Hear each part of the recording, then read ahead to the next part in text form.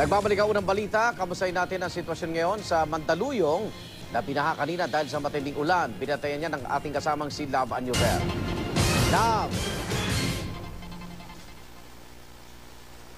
Igan, sa mga oras na ito, nandito nga tayo sa may area ng Maysilo, dito sa may Mandaluyong. At makikita natin ngayon, Igan, na itong area na ito ay lampas tuhod na ang baha. At ang nakikita natin pwede lang dumaan dito ay mga pedicab dito po sa Mandaluyong. Kanina meron tayong mga nakikita, mga sasakyan na gustong tumuloy pero nagdedesisyon ding lumiko at bumalik doon sa kanilang pinanggalingan. Itong baha daw na ito, Igan, ay dyan din sa may Santo Cristo, yung mga patungo doon sa Gabis or sa may Caliantong area, hindi na rin daw pwedeng dumaan yung ating mga maliliit na sasakyan. Sa mga oras na ito, no?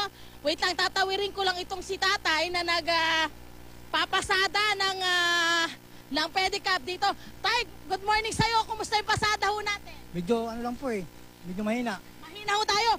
Napansin ho natin, kayo kanina alas 5, sabi nyo kanina alas 5 na madaling araw pa kayong bumabiyahe, ano?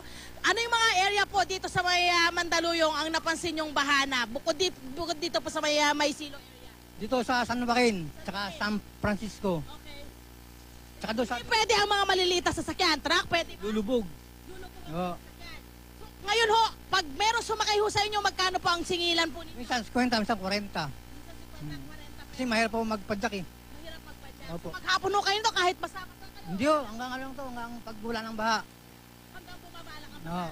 Hanggang bumaba ang baha, tapos hindi na ho kayo mamamasada. Garahe na. Okay, ayan Igan, sabi nga ni Kuya, maraming area dito sa Mandaluyong ang binabaha na ngayon. At dahil nga Igan, tuloy-tuloy pa rin itong malakas na ulan, talagang asahan na natin na magtutuloy-tuloy din itong pagtaas ng tubig dito sa area ito. At ayon din sa mga nakausap natin, pag daw bumabaha or ganitong maulan, itong area na to ang isa sa mga binabaha dito sa Mandaluyong.